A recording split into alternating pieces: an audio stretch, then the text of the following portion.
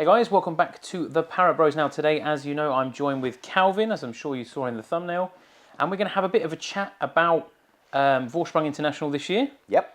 And about some of the things, what was different, what things you've done differently, and how you found it went from, say, Audi's in the park from before, and of course discussing what's coming up in the future. So I guess we should jump in.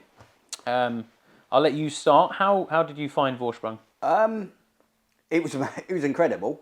I didn't expect, with obviously the forecasted weather that we had In July. I didn't expect the numbers that we had. I mean, like we had. pre-sales, obviously I don't need specific numbers, but did you have as good a... More. Cool. So you had a good, strong, like at least say 200 people or Yeah, whatever. Vorsprung was a bit weird because obviously it had... I don't know if I explained this before, I tried to kind of step back away from being the face of Vorsprung and I tried to hide.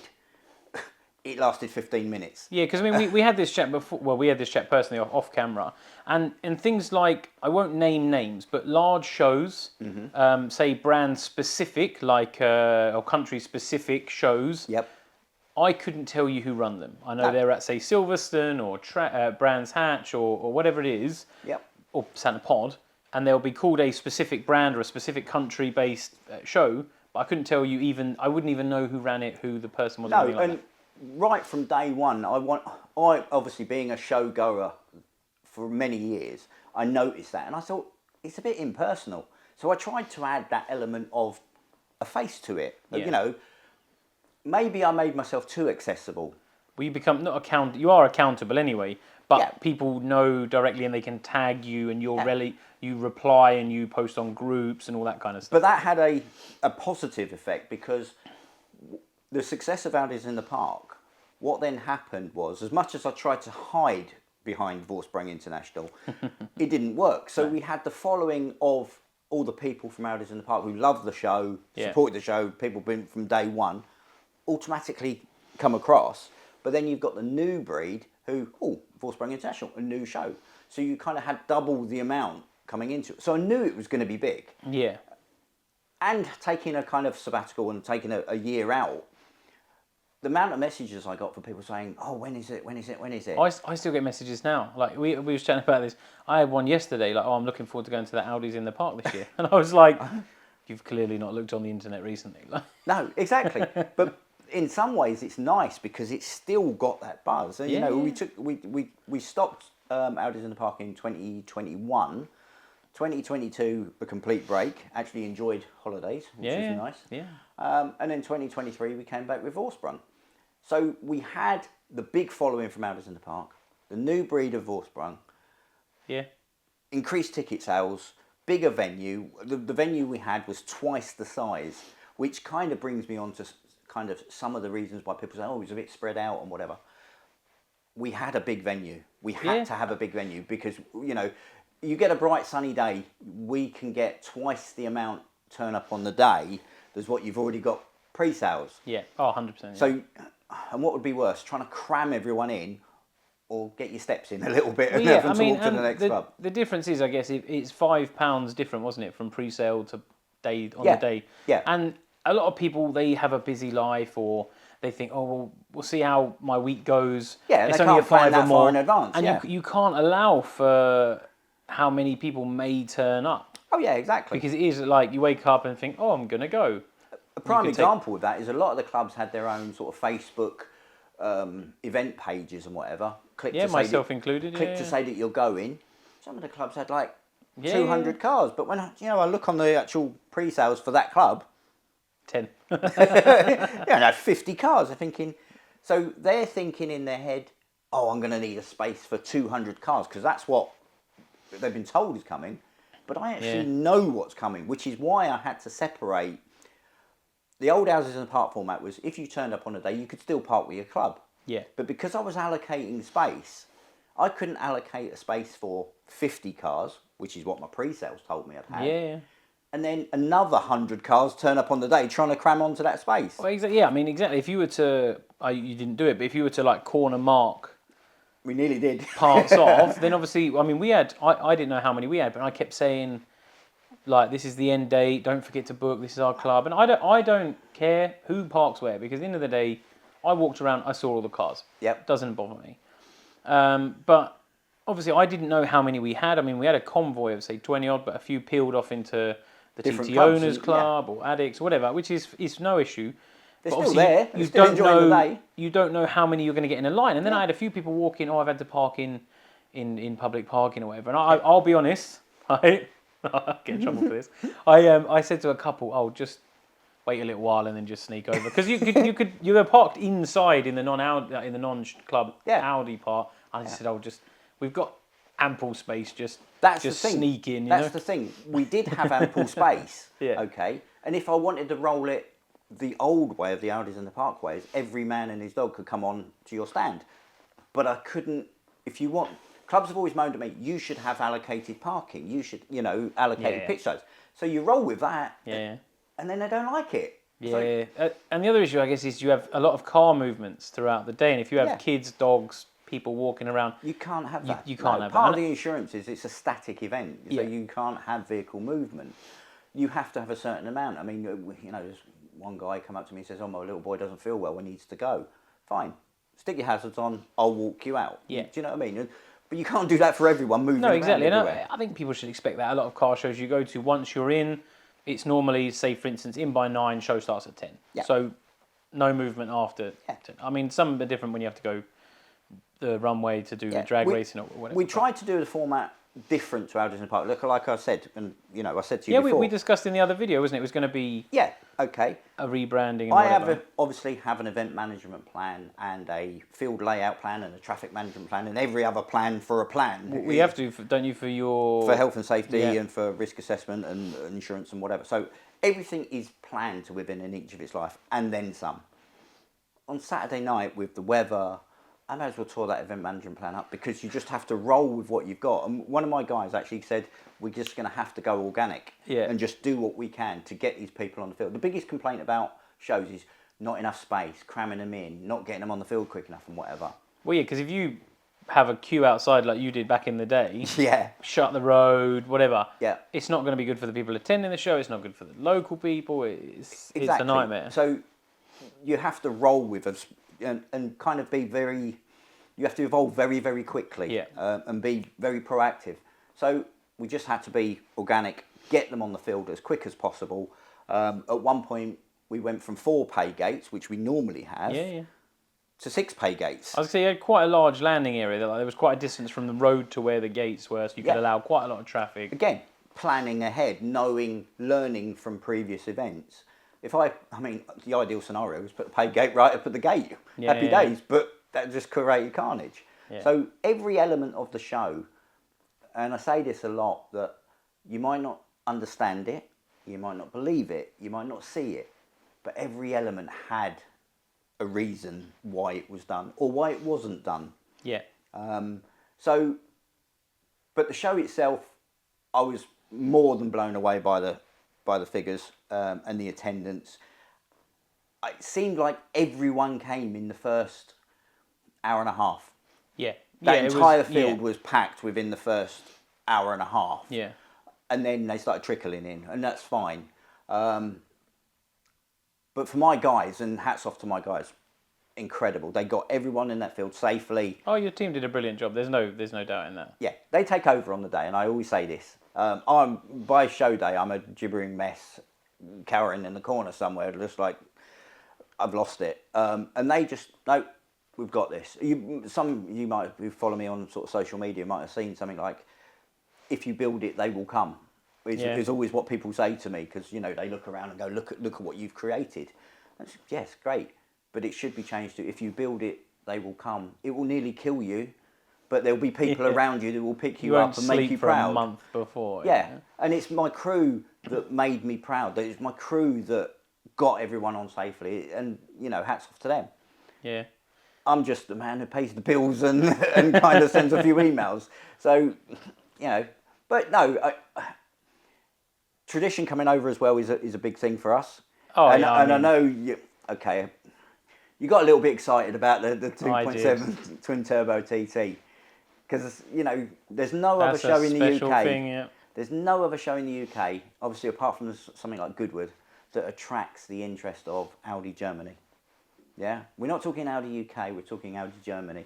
And for them to bring very special cars over. Well, it would have cost them, won't put a number on it, but it will have cost them a substantial amount of money to send staff. Yeah. The transport. Well, the driver left Ingolstadt on the Wednesday before the show, loaded up with the cars and the marquees and whatever. He left Ingolstadt on Wednesday, obviously got ferries and whatever, excuse me, and come over. So he arrived Saturday, and he stayed in his lorry on Saturday. And then Simon and Gary, the two guys from Audi Tradition, they flew over, I think, on the Friday to land on the Saturday, and then came over to see us on the Saturday evening. We were supposed to set them up on the Saturday night, but with the high winds and whatever, I just said, no, I'm not. I don't want that responsibility of your marquee and whatever. So we decided that we're going to roll with it again, become organic, and do it Sunday morning. Just get them out the lorry early Sunday morning, set them up early Sunday morning, and get them done. And again, my guys took over with that. So yeah, there's a lot involved in getting them over from Germany, and you know, I can't thank them enough. Unfortunately, in the heat of the closing announcement, me thanking everyone, my wife and all and sundry and whatever, I forgot to thank Audi Tradition. I actually sent them an email saying, look, I'm so embarrassed, so ashamed, and they're absolutely fine with it. But so I want to publicly thank them now. Thanks, guys. Thank you. Yeah, it was awesome. Massively appreciated to have you there. So thank you for that. But yeah, their cars, one-off cars, one-of-one cars, never been seen in the UK before. Oh yeah, and like probably I said, never will be again. Yeah, like I said on my video, I wanted to go to Germany. I still will go to Germany to see it. You've been, and it's great. And if you're an Audi guy, like that is the thing. Do you know what I mean? Like, there's one of the things you just think how and why, and I want to look at it and touch it, and but whatever. Even if you go to Germany, there is a small chance that you wouldn't see that car. Yeah. Reason being, they have like a museum which is open to the public, and you pay an entry fee and whatever. But they have a storage facility, which we've touched on before, that I've been lucky enough to see. And they circulate the cars. Yeah. So they change the displays and whatever. So one week that TT might be in there. Next week it'll be in storage and something else will be out. You know, and they just keep circling the display. Yeah, but it's the risk you take, isn't it? There's plenty to see anyway. There is absolutely plenty to see. But even the R8 was a one-of-one. Yeah, that was a hell of a car, wasn't it? Yeah. I walked past and saw the price and was just like, I will not be buying one of those. Yeah. and you know, the sponsors, Richter and Audi Upgrades, Richter's cars, that Legacy, the RS6 Legacy, that was being built, finished specifically for the show on the Friday. Oh, wow. He was sending me pictures of, like, you know, I mean, we're talking, be ready, look. We're talking seat retrims, like vents being cut in bonnets and whatever, these brand new cars. Yeah. You know, everything was a mad rush to get it to the show. So there was so many elements of that show that were like, wow factor. Yeah. But the one that always people remember is the rain. Yeah, yeah. I mean, what got it for me was, there's one thing I want to touch on first before I will go for the rain. I didn't sign up to this. I didn't sign up to questions. I'm sorry. The rain, I mean, it rained for, let's say, 10 to 15 minutes tops. I had an umbrella because it's England. Yep. And it rained for 10 to 15 minutes. And I would say 30 to 40% of people left. Yep. Maybe 30%, because it was a good chunk. Yep. And I think it was like, oh, it's raining, let's go. Yeah. Like, we're not ready to go, but it was like, you know, when people are like, some guys, I was chatting with someone and they planned to come for 2 hours. And I just thought, what? I know it is, everyone can do whatever they want to do. Each their own, isn't it? You know. And you were sort of in a club display, and then it started to become holy, and then it was like me. It's like Guess Who? Me, 4 gaps a car, and you think it's like 12:30. It rained at like 1:10, and it was just like mass exodus. Yeah. It was good because the queue for the burgers was short, and just walked straight up and got a burger. But it is what it is. If you didn't prepare for it, or you go sit in your car for 10 minutes, then get out and you can all compare who waxed their car the best. Well, going back to the format of the show, which is how we'd planned it, was that each club was going to be allocated a set square on the field, and it was going to be pinned and marked out. Okay, and the kind of the SP was, that's your plot. Do what you like with it. Circle, round, triangle, fancy shapes, whatever you want to do with it. That's your bit. Okay. and each club had its own depending on. So if a club sold 90 tickets, they obviously had a bigger pitch than someone who sold 10 tickets. Yeah. It made sense. It's pointless me giving them. Yeah. So all of that was ready to be mapped out, and I've still got the map layout upstairs somewhere. But we had to just roll with what we had and just get people in. But when a lot of the clubs just parked in one long line, you're thinking, of course you're going to have gaps. Of course you're going to have... So I'd planned in my head to have you in the nice format, so each club has their own little shape and whatever. Yeah. But when you park in a long line, all of that there is wasted, isn't it? Yeah, and I mean, it was... I got no issues. I mean, it makes no difference to me whether they were in straight lines, squares, circles, Whatever. all dotted about. At the end of the day, the venue, great, because you could stand and I could see the food, so I could see if the queue because was... usually there's usually... Yeah, I could see if the queue was big, I could see the toilets. The toilets were only ever a 5-minute walk from anywhere in the field. Yep. And because it was flat and all usable ground, dead flat and everything, you could obviously park dead nice and you wouldn't have to go a certain way to get to certain things and whatever. So that was fine. The one thing I wanted to touch on was obviously we discussed in the previous video rebranding, completely different show and all that kind of stuff. And for me, and I'm sure other people have said this to you, there was quite a lot of similarities absolutely. with Audi's in the Park. But this rolls back to the organic side of it. The thing is, Audi's in the Park worked. I'm not saying it didn't. It's difficult to... Yeah, it worked. Improve on perfection. It worked. It was, at the end of the day, it's a field, there's cars, there's food, and people walk around and look at stuff. It's... Okay, the format change that we did manage to roll with is separate club and non-club parking. Everyone wanted the hangars. So they were nice touch. So they are separate. What we tried to roll out was with the allocated field space, which has never been happened before at Audi's in the Park. So that's a different format change. So those two things that I've listened to from people who have said we'd like allocated club parking, we'd like, designated this, that and the other. But you introduce that and people will want to change it. Or you have to change it to get people on there safely. Yeah. How different can a show really be? Yeah, I must admit, I had this blank canvas as, what's it going to be like? So did I.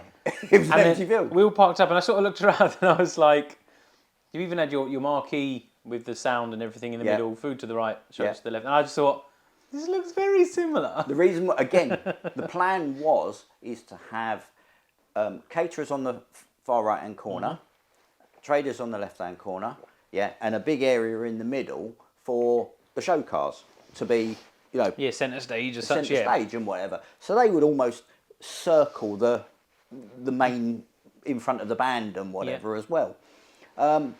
With the high winds, we decided to keep everyone together so we could lash them together. Yeah, I can't disagree. It was awfully windy. So. Our marquee was double pinned. We had a wind risk assessment management plan as well.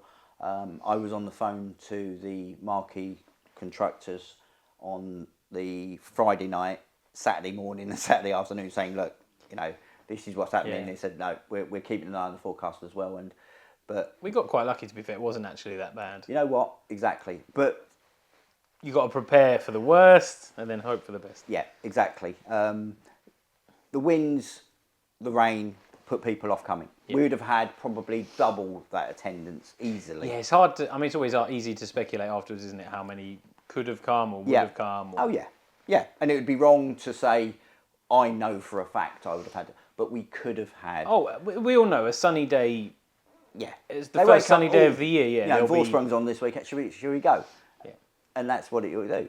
But it shows that the community of Audis is still out there. The core, yeah.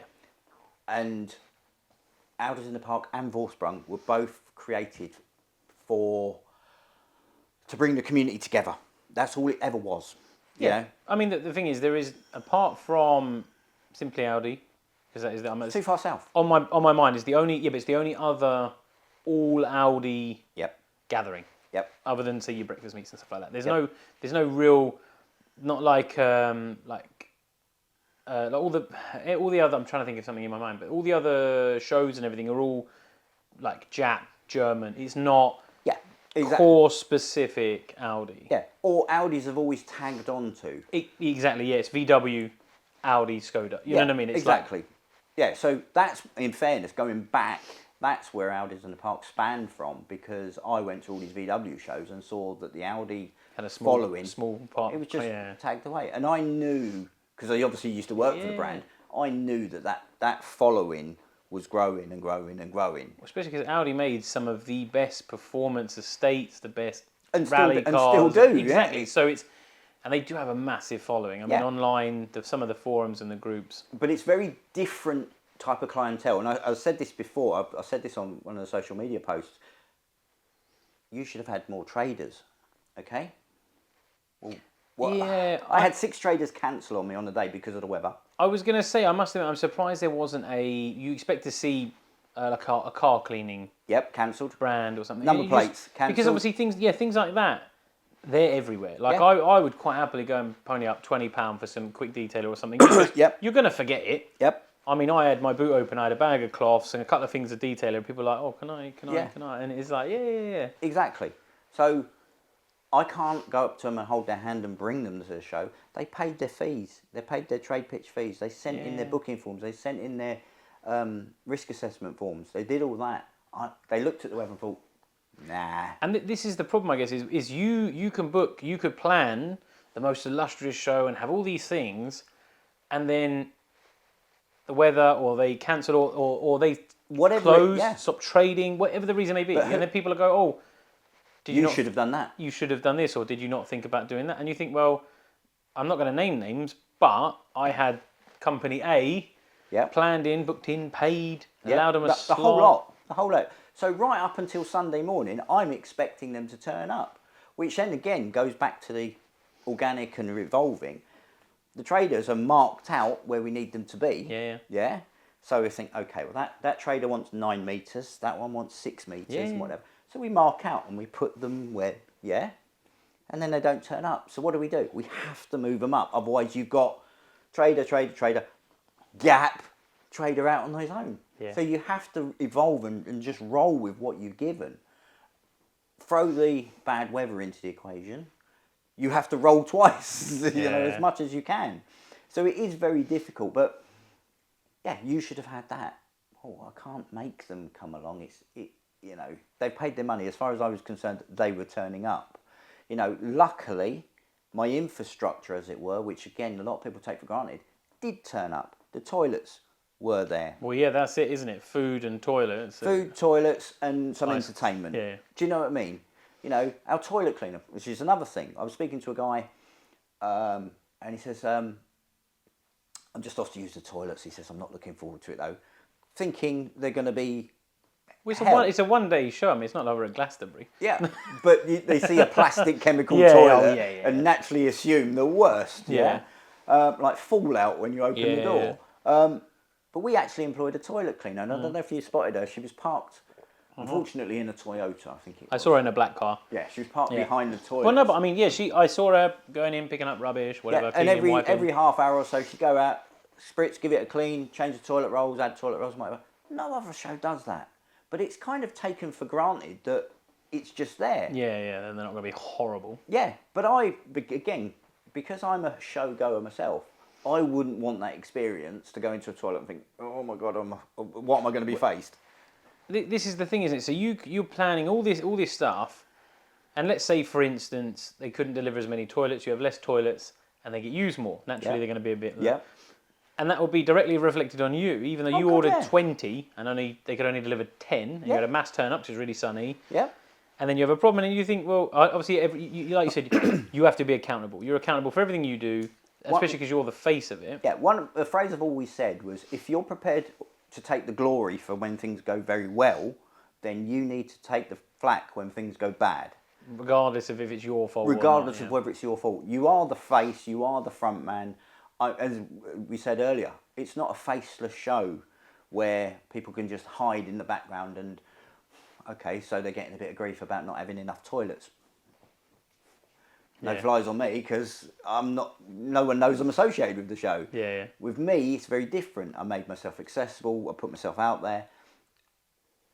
Good or bad. Yeah, it's my own fault, but isn't that kind of what makes the show more personal?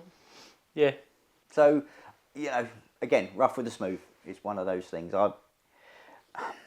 I don't regret doing that per se, but Your Facebook does. yeah. If I'm honest. Do you find people, because you were say for instance, we'll use TT Group for an example because obviously I'm admin on it. Yeah. Do you regret, like when you post, only 2 more weeks to get pre-ordered tickets, book your slot, whatever, and how many friend requests do you get a day? Because there must be you think, who is this person? Because they request you, I get it every single day. Yeah. I reply to a message, like someone says, oh, I've got this broken problem, and I just say, oh, check this, here's a video, friend request. Yep. And which is fine. Don't get me wrong, I don't accept most of them because at the end of the day, my friends are limited to people I've met a lot, my family, my friends, because I post my on the daughter, flip side of holidays. that, yeah, absolutely. Your personal Facebook is your personal Facebook. Exactly. Yeah. Post what you like on it. Do you know what I mean? But on the flip side of that, I've made, over the 14 years of running Audis in the Park and Vorsprung, I've made some incredible friends that I will happily consider them lifelong friends now. Do you know what I mean? Well, no, I don't discredit that, but strangers that you've not seen, you don't know. Yeah. I don't. I'm not trying to dig you out here, and I'm not trying to make you feel bad. No, but I get it a lot. No, and I you look do and you get. think, who is this person? I do get some, but not probably because I'm not a wealth of knowledge or mechanical skills like you are. They've latched onto you, maybe thinking, well, he's handy to know. Yeah, exactly. Whereas I'm just. I don't want to slide into the request. I want to slide into the inbox. Yeah. So I'm maybe slightly different, but I do get some, and you're right. And what was it? 2 years ago when I stopped Audis in the Park, my friends lists went from over 3,000 to 2,600 in a week. Really? Oh, wow. How funny. So they just don't need him anymore, drop like a stone. But that's fine. It's, if you start taking likes and people followers on social media seriously, you're into an early grave. There's no point to it. It is what it is. My close friends, and will always be my close friends. But I've also gained friends through running the show because they've enjoyed it. Whatever. I mean, the thing is, we're all in they're it not for going the to same... they're not going to become friends if they don't like the show or whatever, are they? So it's a bonus. But I have met some great people, and I'll continue to every time I go to a show. I'll meet great people. That's what shows are about, isn't it? Yeah, 100%. So no, I don't. If you ask me, have I got any regrets? Yeah, a bit of a juggling. Well, I guess the scales are balanced because you have all the good and then you have all the bad that comes with it, like you said. No, you say all the bad. We have all the good. Yeah. And a little bit of bad, but because it's magnified enough to make it sort of... Yeah, there's only a little bit, but like with social media, I think we said earlier, you only ever read or see the bad. Yeah. You look at the pictures of people posting, oh mate, amazing day, knocked it out of the park again, great day, amazing. But then you get you should have had this. It rained, like I had control of this in July. So as much as I'd like to go and like and heart and every comment and whatever, I'll focus on that because I want to. I don't want to bring them around, but I just want to kind of say, well, okay, I'm sorry you didn't enjoy it, but this is the reasons why we did this, or this is the reason why we did I've seen you replying to some negative comments, and I totally get it because obviously it's dead personal to you, it's your brand. You do take it personally a little bit, even if you don't. We all get bad comments on videos. I'm sure this one will probably get one. Because I'm in it. And and it is what it is. At the end of the day, you can't help but take it personally. I mean, everyone says all publicity is good publicity. But at the same point, you're still that person who's putting everything you've got into something, and then someone goes, this is crap, or you should have done this. And you just think...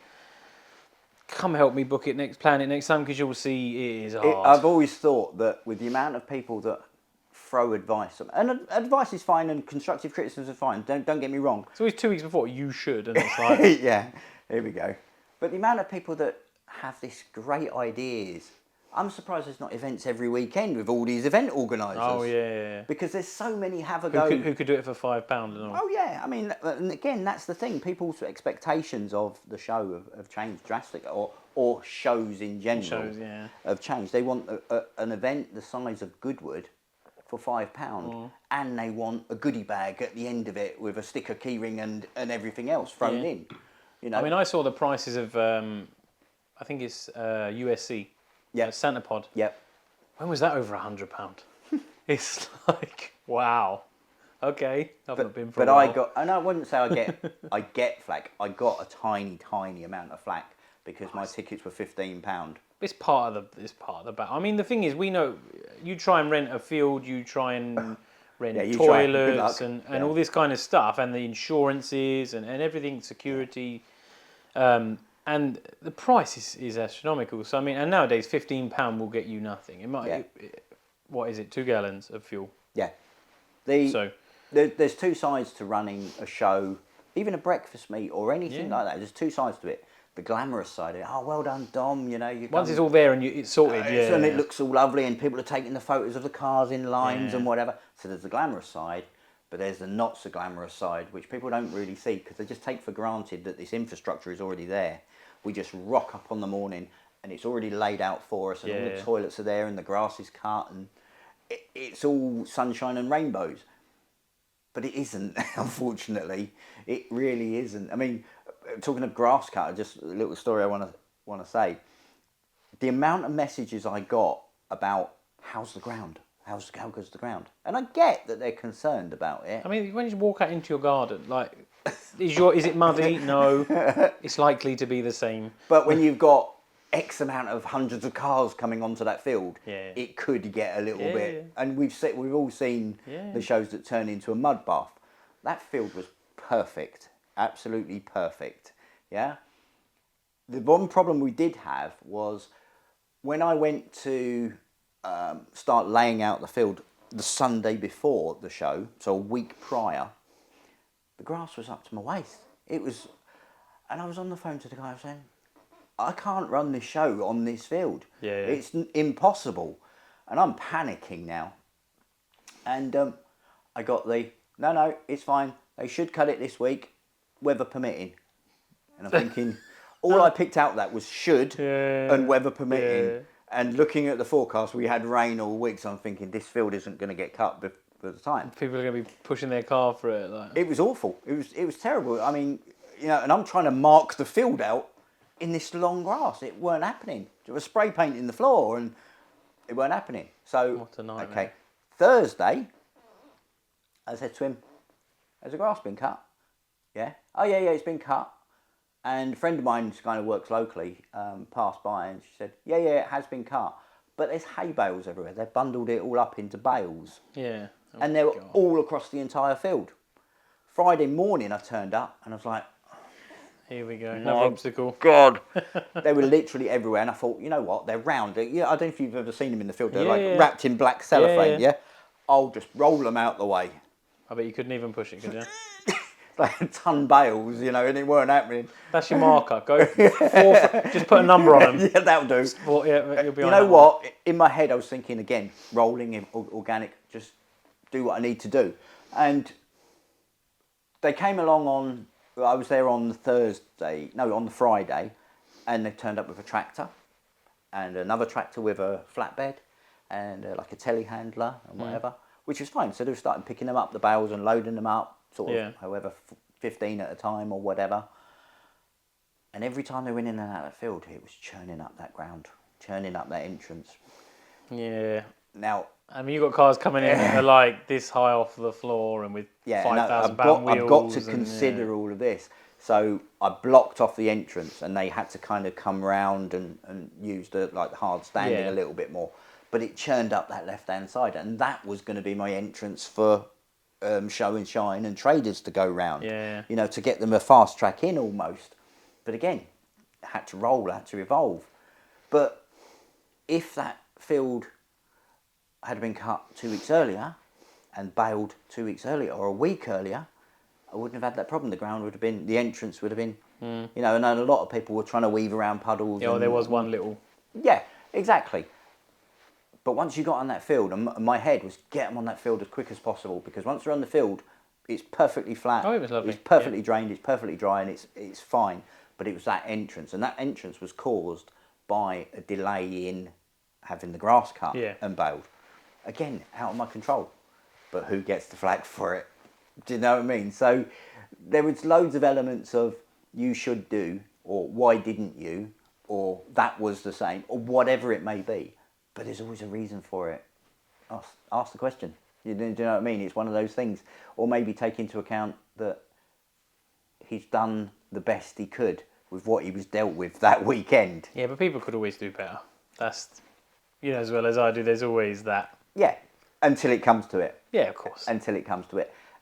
And you touched on it earlier. What's the age-old saying? Some of the people, some of the time, all of the people, all of the time. I'm past that now. I used to take it personally. I know you were saying I take it personally. I used to take it personally.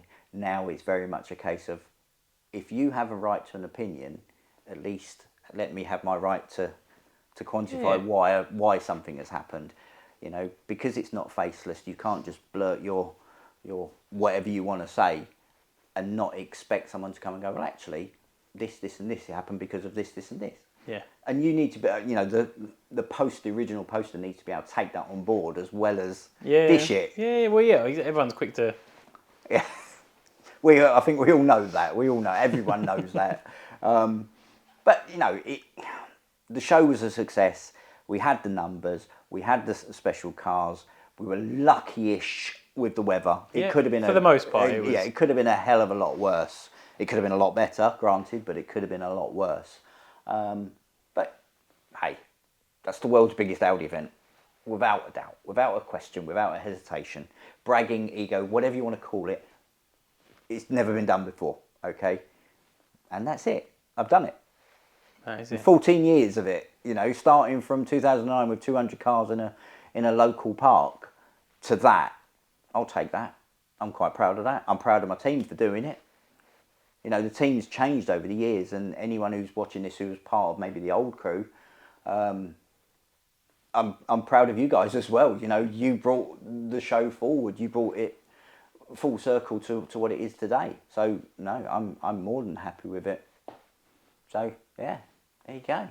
So I guess the next question is 2024 or 2025, because you did say it was going to be alternate, not every year. Yes, like the Top Gear specials, create a bit of buzz for it.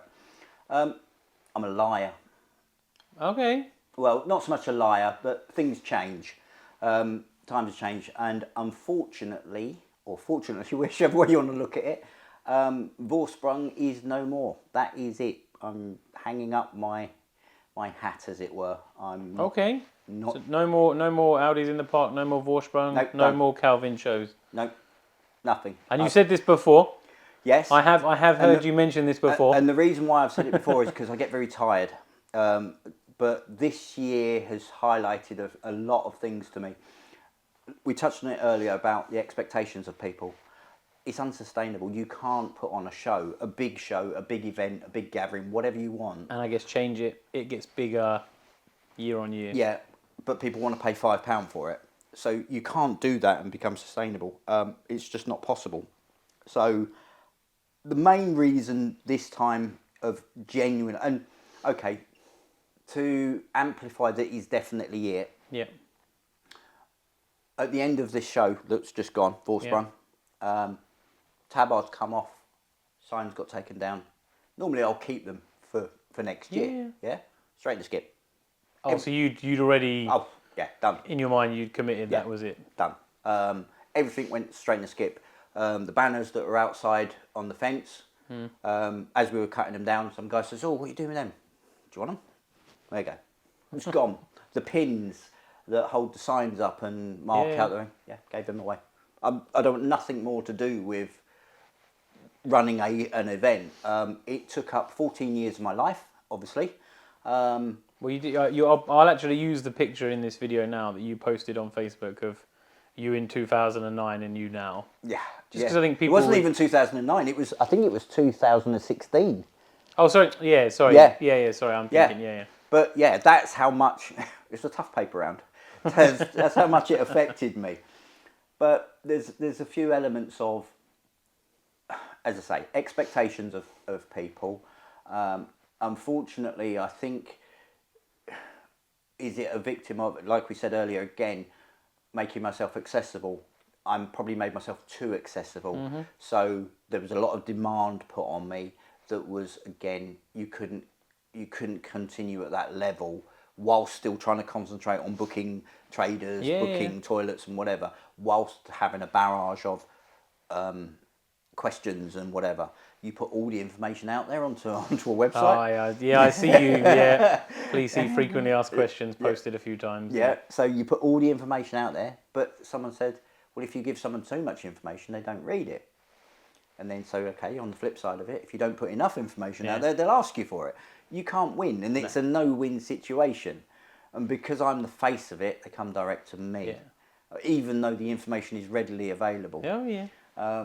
So, and when you think, well, that's not really much reason to give up a show, but if I keep poking you 100 times a day, it would get quite annoying. Well, and the thing is, we touched on this in the last video, is I said to you, do you enjoy the day? Yeah. And you said no. No, and I don't. I think I did. You got into this because you love cars, you love getting people together, you love seeing the cars, whatever. And it's that show. I mean, we personally enjoyed the convoy, which is what you said you missed, getting convoys to shows and camping and all that kind of stuff. Whereas the camaraderie of it all, everything about it. Both the shows, AOTP, Addison Park and Vorsprung, were designed for one sole purpose, and it was to bring the Audi communities together. No, mine's better than yours. No, just because I've got a brand new RS6, it doesn't mean that it belittles your Audi 80 or whatever. Yeah. Everyone was there for the love of the brand, and that was always my driving force, to bring everyone together. Yeah. We have our owners, TT owners group, TT Forum and Community, TT Addicts. There's no bitterness between them all. No. So why can't we all just be on the field and cohabit? Yeah, and you get Audi Owners Club or Audi Quattro Owners Club or all sorts of mix and match. Just everyone's here for one day. Yeah. Doesn't matter who's stand you're in. Doesn't matter. And that was always the driving force behind doing it, of bringing everyone together. Everyone wanted the segregation for the clubs, but that's fine. If I had my way, which I suppose in essence I did have my way, but if I was to do it again, it would be an open field. There is no clubs. Yeah. Everyone's there for the same reasons. There's no segregation. You park how you park.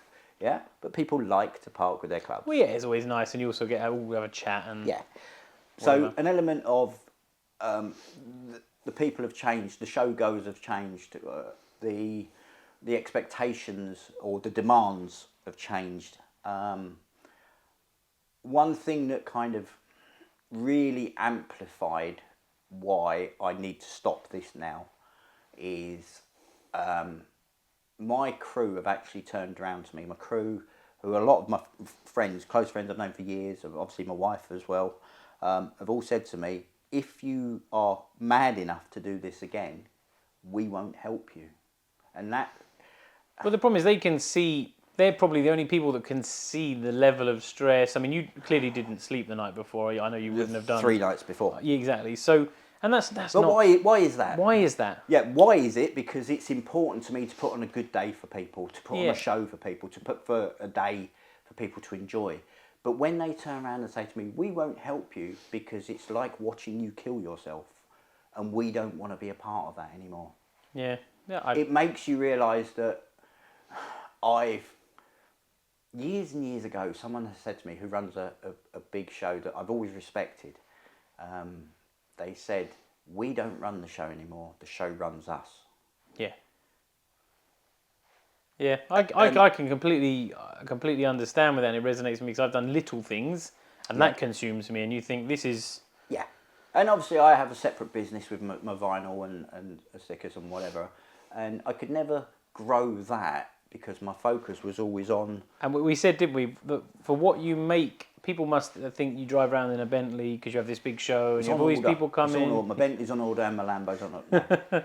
And if you worked out, if you had like a chess timer, and every time you started doing a bit, do you know what I mean, laying in bed, replying to emails, happening, you would earn about 5 pence or 2 pence a minute or an hour or whatever it is. Yeah, it's nothing, because you think, well, the amount of time and the things you don't do, like when you finish work or you finish a bit early and you think, right, I'll do emails, I'll set this up, whatever, arrange printing this, doing that. It doesn't stop. It rolls into one, and sometimes, I try and switch off, but obviously with smartphones nowadays, everything comes through to your phone. Oh. So I've got my work emails coming through here, all the Vorsprung emails and whatever coming through and whatever as well. And I'm sat here just trying to have a bit of evening time, just telly and whatever. bing, bing, bing, bing. And you're in a society where if you don't reply in 2 minutes, they'll message you again, and it's like, Yeah. even I in the evening now, I don't always reply to messages. And on YouTube, normally when a video goes live, I'll try and sit on it for a couple of hours, reply to some comments early doors. But then, I mean, I work nights, so I actually reply at night. But like, Before you know it, that's 2 hours. So I could wake up to 20, 30 messages, and some of them crazy long, and you Yeah. just think, It's a bit in depth, and I'm doing this for you nothing. feel rude if you don't reply. Yeah. And you've got to bear in mind that, okay, we're in a society where your followers make you. Yeah? Yeah. My showgoers make me. Yeah. So you kind of feel not obliged, but you feel like you want to respond. Well, you're responsible for it, yeah. Yeah. So you're not going to be Sodom, and scroll on by, because you've read the message. You want to help them. You're a nice person and you want to do something. Well, you for enjoy them. it. You do it because you enjoy it, don't you? Yeah. Well, going back to enjoying it. So that element, the costs involved in things, people's mindsets are still sort of year 2000 prices. But unfortunately, everything else has gone up. You go to the supermarket and your food's gone up. Oh, I don't. So you can imagine booking security and toilets and everything Insurance has gone up. Yeah. So the costs have gone up, but has the ticket price gone up? No. And the moment you put that up, then you get flack again, and it's that juggling act again that it's just too much to take on board now. I wish anyone the success in the world who is running a show, but it's, for me... You've done it. You've completed it. Yeah, Yeah, exactly. It's a bit of a mic drop because I achieved what I wanted to achieve. I pleased 99% of the people. And I'm now going to get my life back. I was about to say, so come on, what have you got planned going forward? What do you want to do? Well, I'm trying to take the rest of the year off. We've got, obviously, with our camper van, we do a lot of travels in the camper van as well. So we've got a lot of trips booked away with that as well. Which will be nice when it's just you, your partner, and just... Yeah, I mean, when the wife's trying to book summer holidays, we always had to avoid August or whatever because of my show and whatever. And she'd, okay, let's go in July, but that's like right in the heat of me planning it. So it was always very difficult for her as well. And now, gone. We don't have to worry about that. We've got, weekend breaks away. Because of the camper, we can go, you know what, weather's all right. Let's jump in the van If it's and not go. all right, it doesn't matter. Just go. Yeah. And I haven't got to worry about the planning of anything or... Or if you want to attend shows or... Exactly that. So for 14 years, I've given my life to putting on a show for people. I'm going to kind of try and get some of that life back now and just have some me time. It sounds really cheesy and whatever, but... I think more so post-COVID, that resonates with a lot more people. A lot more people have bought camper vans. They do more family stuff. Their dynamics change. They're not working 12 hours in London anymore. Yeah. They're at home a lot more, doing a lot more things they enjoy, taking up new hobbies, all that kind of stuff. So they can... I'm sure you'll all agree, for the most part, that... It's the right thing to do. I wish you all the best, man. I think it's been fantastic. I've only attended some of them, but... Yeah, and thank you. And that's what I want to kind of say to the people is thank you for everyone who's ever attended any of the shows over the years, be it as an Audi's in the Park or be it as Vorsprung. You could argue without you guys, the shows don't happen. But without us organising it, we're trying to bring everyone together. But thank you for the support, thank you for the love, thank you for the encouragement to keep us going. A massive thank you to the crew over the years. As I say, the crew has changed over the years, but thank you to them all. Thank you to all the suppliers and traders and anyone who's been involved in a tiny amount with the show. Although it is a tiny amount, it's a big element that could, have a domino effect and affect something else, elements of the show. So every person or every element is important as the next. But I think I think there is no think about it. I'm done. I promise you. The previous years I've said, I'm not going to do it again because I was tired. But 2 weeks later. Couple the tired with the change in the way people are, the costs of things, etc. And I guarantee you're going to get people commenting, well, why don't you get this? Why don't you do this to help fund it and whatever? It's not all about that. It's about it is the life and enjoyment balance, isn't it? It is that it consumes you, and I think if anyone doesn't see that, they're crazy, because it is. Try and organise a breakfast meet somewhere, and you'll soon see how and that's involved no it is, and disrespect that's whatsoever. nothing. That's a tiny. That's a one day a pit turn up and park some cars. Vorsprung is ended. Audis in the Park is ended. I've ended. I'm done.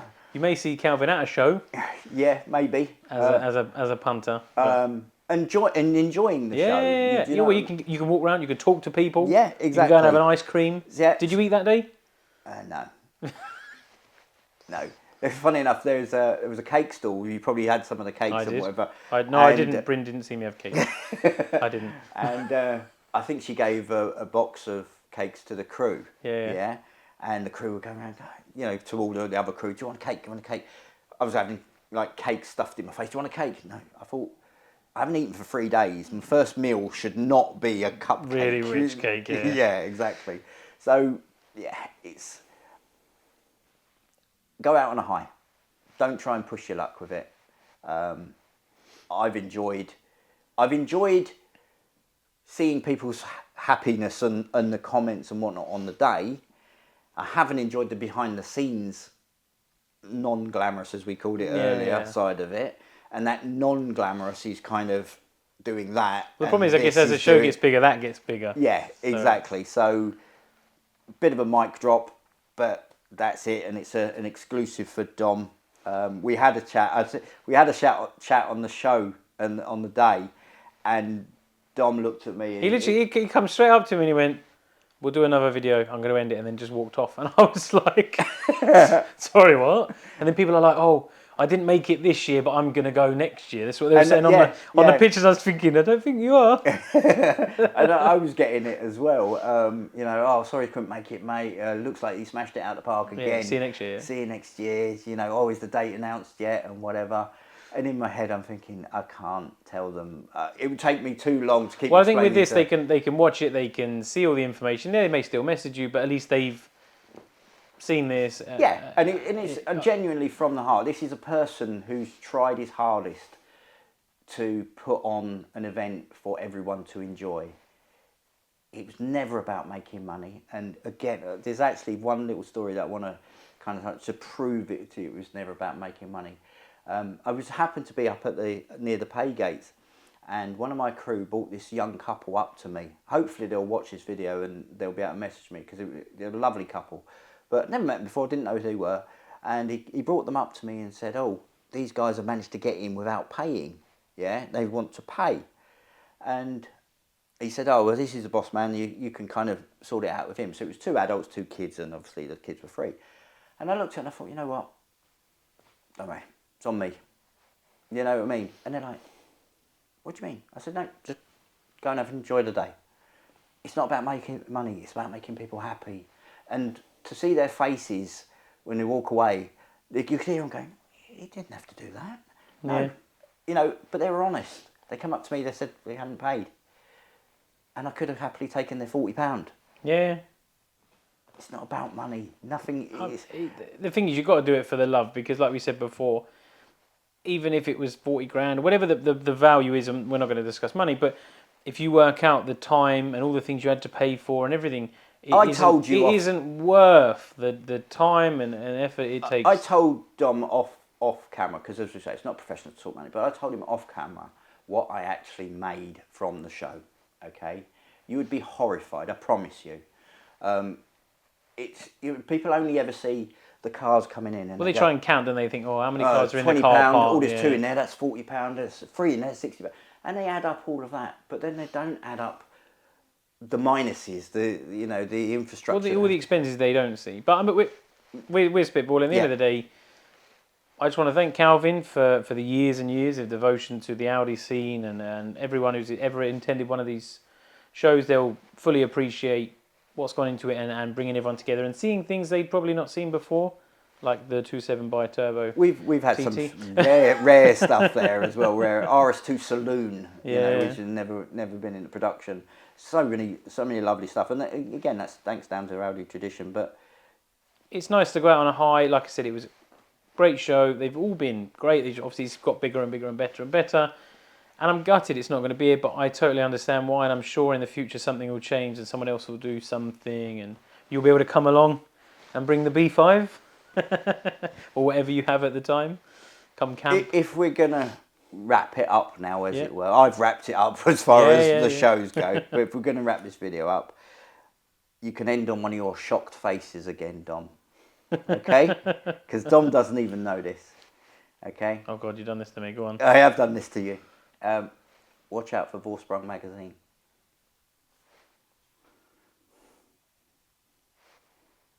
Okay, and we'll leave it there, I guess. Yeah. Calvin, everyone. Thanks, guys. Take care.